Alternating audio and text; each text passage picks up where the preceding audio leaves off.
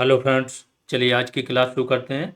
ये हमारी यूपीएसआई के लिए मूल विधि की फोर्थ क्लास है और शुरुआत हमने बीएनएस से की है, तो बीएनएस की भी ये चौथी क्लास है।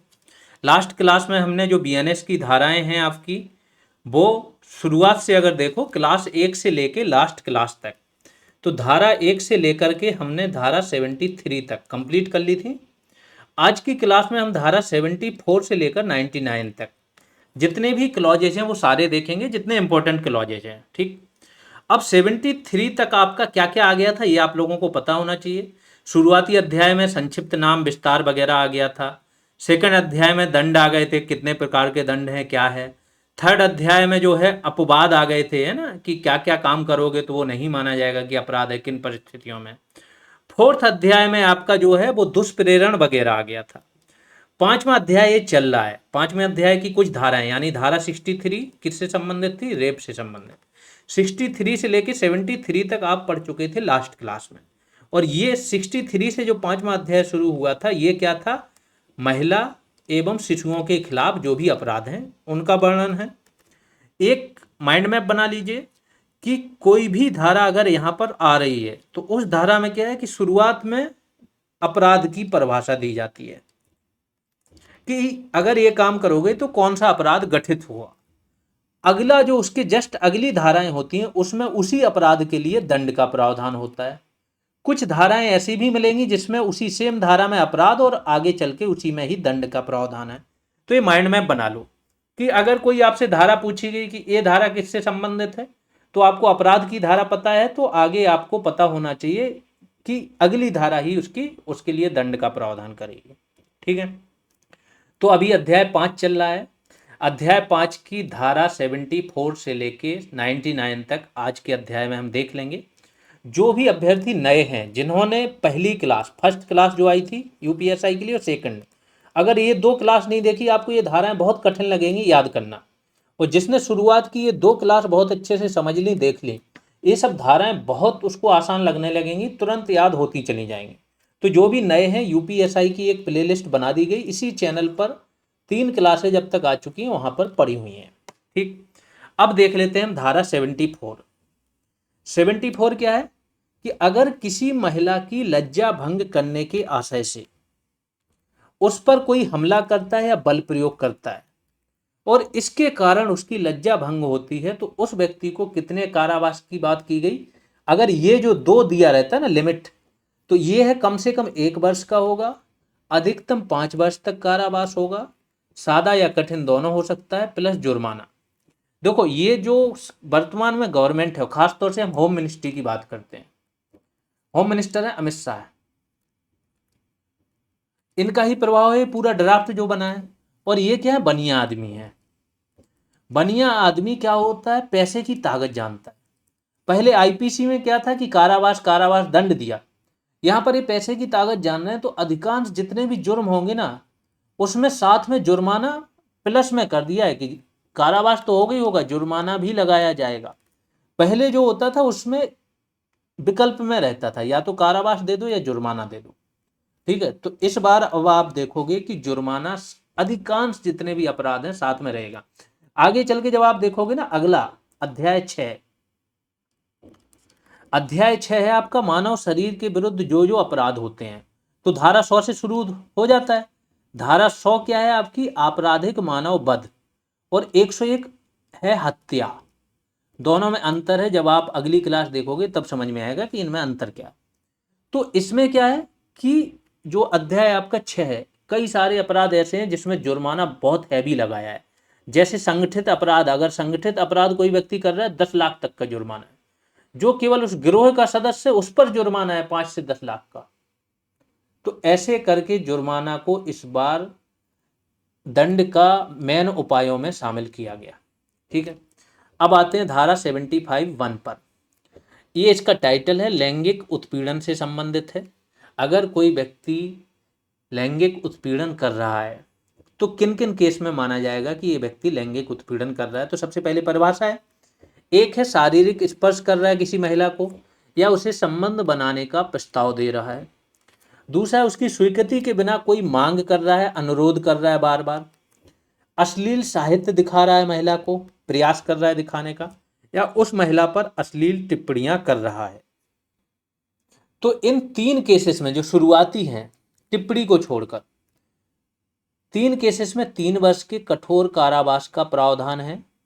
टिप्पणियों वाले मामले में जो अश्लील टिप्पणी करता है महिला पर, उसे 1 वर्ष तक कारावास का प्रावधान है। इतना ध्यान रखो। जितने भी कारावास हैं, अगर इसमें सिंपल लिख दिया कठोर कारावास, मतलब इसमें विकल्प नहीं दिया कि सादा या कठोर, लेकिन अधिकांश जो कारावास हैं उसमें विकल्प दे देते हैं कि या तो न्यायालय डिसाइड करेगा सादा होगा कि कठोर होगा। अगली धारा पर चलते हैं।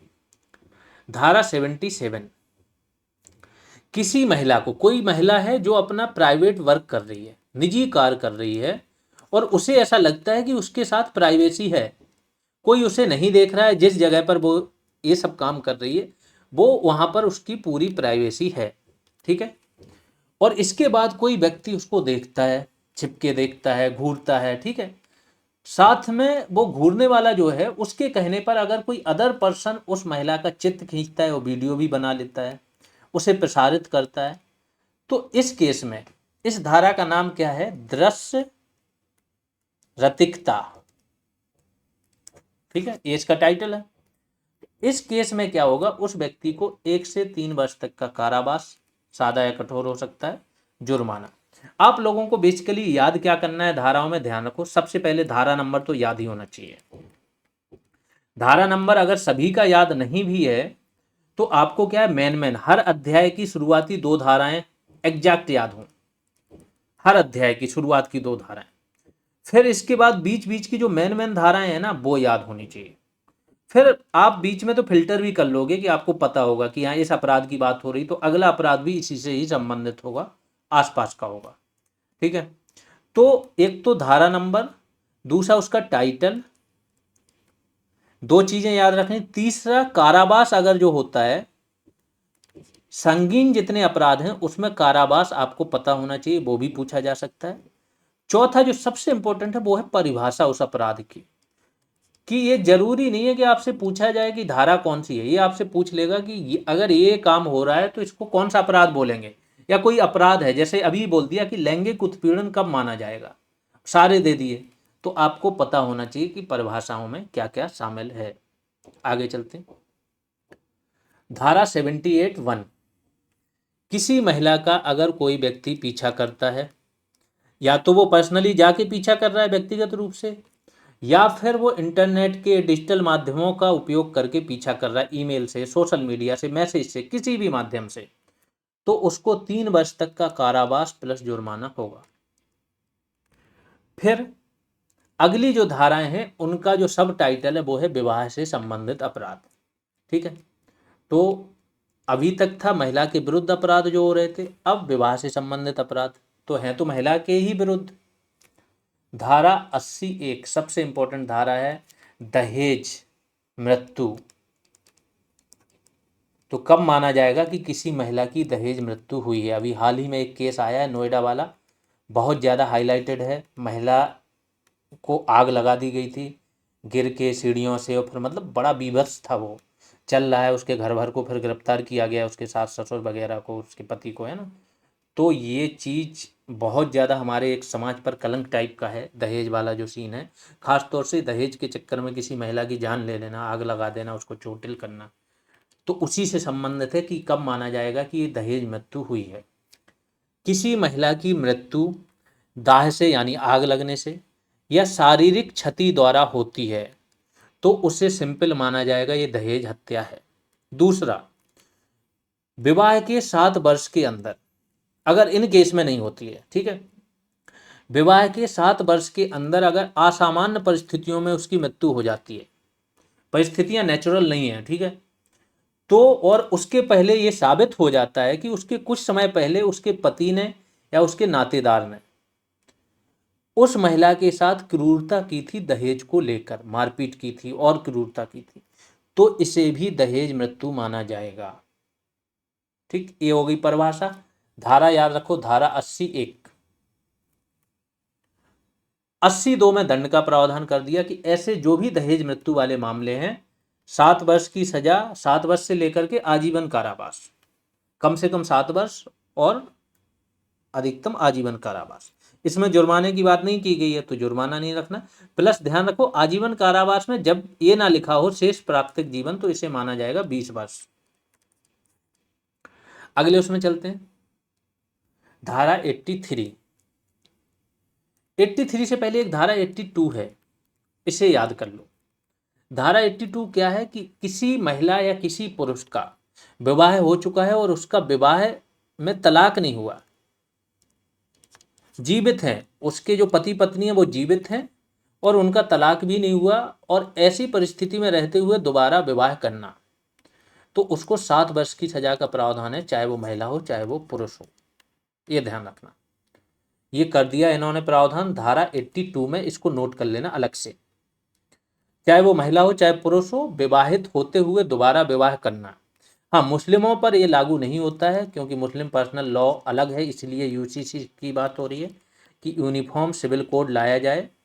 कौन सी अनुच्छेद है? धारा 44, धारा नहीं अनुच्छेद, संविधान का अनुच्छेद 44 जो कि नीति निर्देशक तत्वों के बीच में है। इसमें बोला गया है कि यूनिफॉर्म सिविल कोड लाने का राज्य प्रयास करेगा। ठीक है, तो इनमें मुस्लिमों में अभी अलाउड है, शरीयत लॉ के अनुसार 4 विवाह तक ये लोग कर सकते हैं। बाकी जो अदर धर्म है उन पर ये लागू होता है, और वो अगर विवाह करते हैं तो 7 वर्ष की सीधी कैद। आगे चलते हैं धारा 83 पर। अगर कोई व्यक्ति है विवाह का वो नाटक करता है, यानी कपट पूर्वक विवाह करता है, विधि पूर्वक विवाह नहीं करता।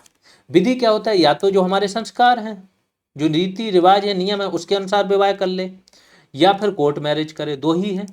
इनके अलावा और कोई तरीके से बोल देता है विवाह वगैरह कर लेता है, जबकि उसे पता है कि ये विवाह विधि पूर्वक नहीं है, तो 7 वर्ष तक का कारावास, सरल और कठिन दोनों हो सकता है, प्लस जुर्माना। सरल कठिन नहीं भी याद करोगे कोई दिक्कत नहीं। ठीक है, धारा 84, विवाहित महिला को आपराधिक आशय से फुसलाकर ले जाना, निरुद्ध रखना, मतलब उसे कैद में रखना। अगर ये करते हो, ये अपराध करते हो तो 2 वर्ष तक कारावास है, प्लस जुर्माना है। जुर्माना आजकल जितने भी अपराध होंगे सब में ही मिल जाएगा ऑलमोस्ट, और वो प्लस में है, वो विकल्प में बहुत कम अपराधों में है। इसमें क्या है, कोई विवाहित महिला है, किसी व्यक्ति को पता है कि ये विवाहित है, उसे आप बहला फुसला कर ले गए, इसलिए क्योंकि उस महिला से आपको कोई ऐसा वर्क कराना है जो अपराध है अपने आप में, तो फिर ये धारा आपकी लागू हो जाएगी, 2 वर्ष तक कारावास होगा। धारा 85, ये इसे बोलते हैं घरेलू हिंसा। किसी महिला के पति या पति के कोई भी नातेदार, नातेदार में उस पति का माँ बाप भाई बहन सब आ जाते हैं, द्वारा क्रूरता की जाती है, मारा जाता है, पीटा जाता है, तो उसको 3 वर्ष का कारावास प्लस जुर्माना, 3 वर्ष तक का। न्यायालय डिसाइड करेगा कि कितना संगीन है इनका। अगले उस पर चलते हैं, धारा 87, विवाह आदि को विवश करने हेतु किसी महिला का अपहरण करना। ठीक है, किसी महिला को उठा के ले जाना और उसे विवाह के लिए विवश करना, प्रेरित करना, उसको दबाव बनाना। अगर ये कोई क्राइम करता है तो इसके लिए 10 वर्ष तक का कारावास, जो कि सादा या कठोर होगा, प्लस जुर्माना लगेगा। धारा 87 में ये प्रावधान है। महिलाओं के लिए तो नहीं है, पुरुष जो हैं इनके केसेस बहुत आते हैं, खासतौर से बिहार में। बिहार में एक विवाह चलता है पकड़ुआ विवाह, उसमें वो देख लेते हैं कि अगर कोई लड़का अच्छे घर का है, ठीक ठाक कमा रहा है, सरकारी नौकरी लग गई है तो नज़र रखते हैं, लड़की वाले अपहरण कर लेते हैं उसको 1 दिन तक तो बंद करके ज़बरदस्त मारते हैं, फिर पूरा आते हैं लोग बाग, लड़की लेके आते हैं, इसके बाद उसका विवाह करा देते हैं पूरे रीति रिवाजों से, बोल देते हैं जाओ ले जाओ, है ना। ये पकड़ुआ विवाह बिहार में बहुत चलता है, तो इनके लिए आगे देखेंगे कोई प्रावधान इनके लिए भी किया गया है कि केवल महिलाओं के लिए ही है। आगे चलते हैं, धारा 88, धारा 88 से लेके 91 तक, ठीक है, ये धाराएं आपकी संबंधित हैं गर्भपात से। गर्भपात कोई भी करे, जो कराने वाला है वो, चाहे सेम उसी महिला ने क्यों ना किया हो जिसका गर्भ है उसे, तो भी वो जुर्म है और इसकी सजा है। अलग अलग केसेस हैं गर्भपात कराने के, एक तो है महिला की इच्छा से, दूसरी अनिच्छा से। तीसरा है महिला की इच्छा से किया लेकिन उसकी मृत्यु हो गई तो अलग जुर्म हो जाएगा। महिला की अनिच्छा से की, उसकी मृत्यु हो गई तो अलग जुर्म हो जाएगा। तो ये देखते हैं चारों प्रावधान। धारा 88, किसी महिला का स्वेच्छा से, मतलब महिला की इच्छा है और उसका कोई व्यक्ति गर्भपात करता है, डॉक्टर ही होगा, या महिला द्वारा स्वयं किया जाता है, तो वो इस जुर्म के तहत दोषी होंगे धारा 88 के तहत। केवल एक अपवाद दे दिया कि उस महिला के अगर जीवन को खतरा है और डॉक्टर ने ऐसा बोला है, जो विशेषज्ञ डॉक्टर है, तो फिर ये काम कर सकते हो। इसमें 3 वर्ष तक की सजा है या फिर जुर्माना, या लगा है, ये वाला अगर लगा है तो या फिर दोनों।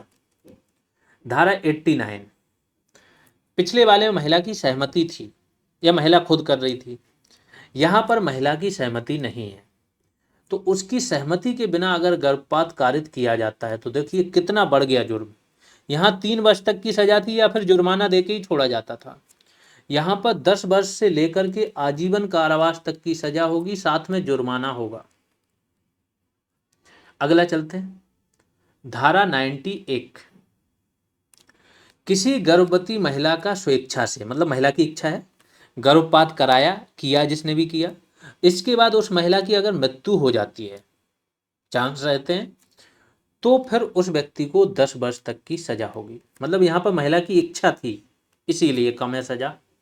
92 में चलते हैं, मतलब धारा 90 की उपधारा 2, किसी महिला की इच्छा के बिना गर्भपात कराया उसका या किया और उसकी मृत्यु हो गई तो सीधा सीधा लिखा है आजीवन कारावास, कुछ भी नहीं है कि अधिकतम कम ज्यादा। अब आ जाते हैं शिशु के विरुद्ध अपराध। शिशु की परिभाषा आप लोगों को दी गई थी धारा 2-3 में कि शिशु क्या होगा, 18 वर्ष से कम उम्र का बालक शिशु कहलाएगा। महिला की भी परिभाषा दी थी जो महिला के विरुद्ध अपराध चल रहे थे कि महिला क्या होगी, किसी भी उम्र की मानव नारी को महिला बोलेंगे, जो महिला शब्द यहाँ पर प्रयोग हुआ। तो शिशु के विरुद्ध अपराध हम देखेंगे इस वाले टॉपिक में। धारा 91 क्या कहती है, किसी भी शिशु का जीवित पैदा होने से रोकना या जन्म के पश्चात उसकी मृत्यु कारित करने के उद्देश्य से किया गया कार्य, या तो उसको जीवित पैदा होने से रोकना है ना, कुछ ऐसा काम करना जिससे वो जीवित पैदा ना हो, मर जाए, आप जानबूझ के करना, ठीक है, या जन्म होने के जस्ट बाद उसको मार देना।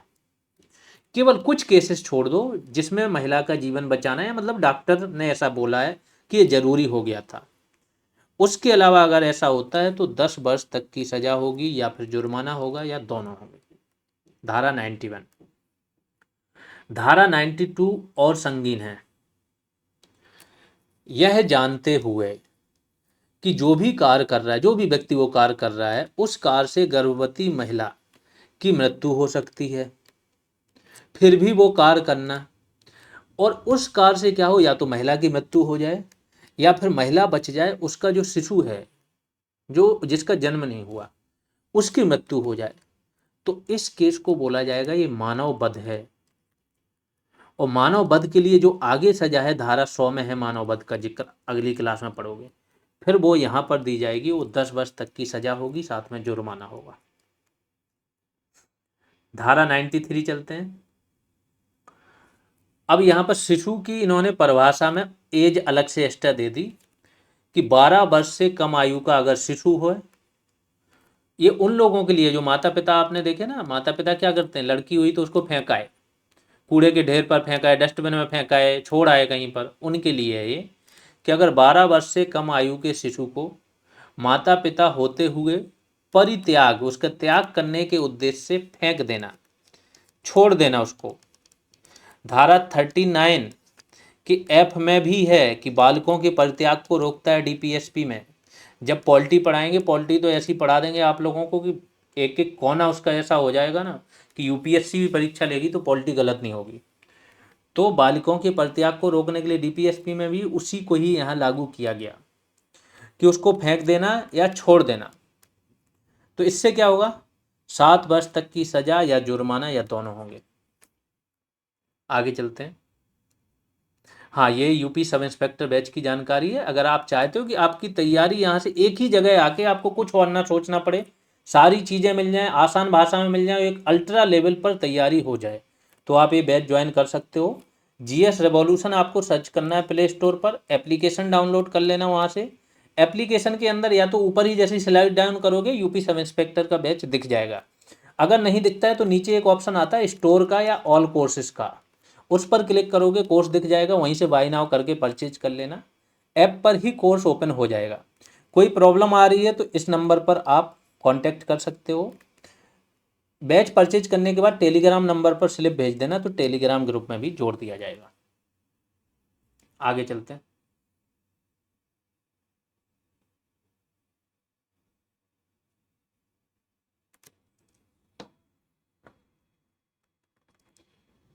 धारा 95, अपराध कारित करने के उद्देश्य से किसी शिशु को भाड़े पर लेना।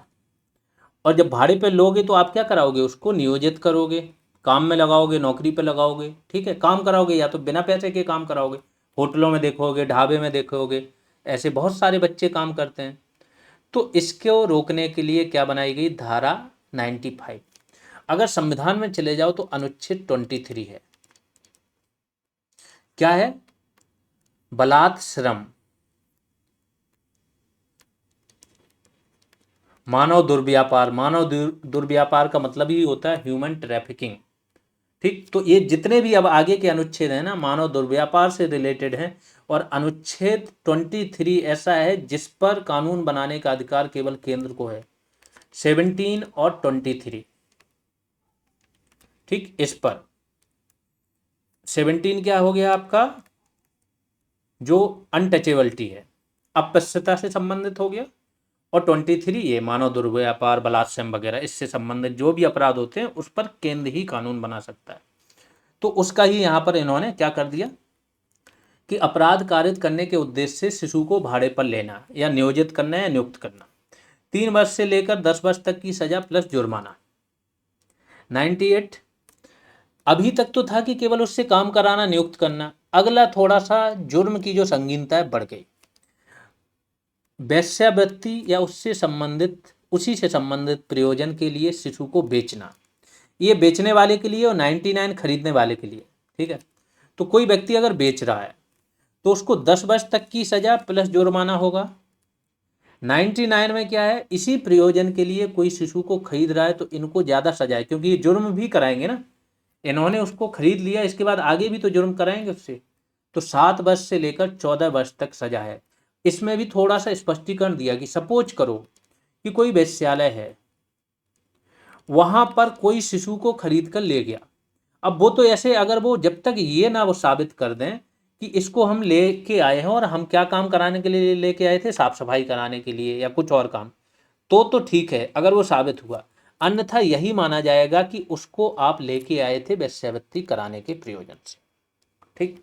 तो ये धारा 99 हो गई। यहाँ पर महिलाओं और शिशु से संबंधित सारे जितने भी अपराध हैं समाप्त हो गए हैं। अगर आप लोगों को क्लासेज अच्छी लग रही हैं तो बिल्कुल जो भी आपके जानने वाला है, जिसे भी यूपीएसआई की तैयारी करनी है, उससे शेयर जरूर किया करो। वीडियो को लाइक और चैनल को सब्सक्राइब भी जरूर कर लेना, जिससे थोड़ा रीच बढ़ती है, लोगों तक पहुंचती हैं चीज़ें। बाकी पढ़ते रहो, अगले अध्याय की धाराएं और हैं जो इम्पोर्टेंट हैं, जो मानव शरीर के विरुद्ध हैं। इतनी कंप्लीट हो जाएंगी, फिर बाकी के अध्यायों में केवल गिनी चुनी धाराएं हर अध्याय से पिक करनी है, फिर बहुत आसान हो जाएगा। अभी के लिए इतना ही, धन्यवाद।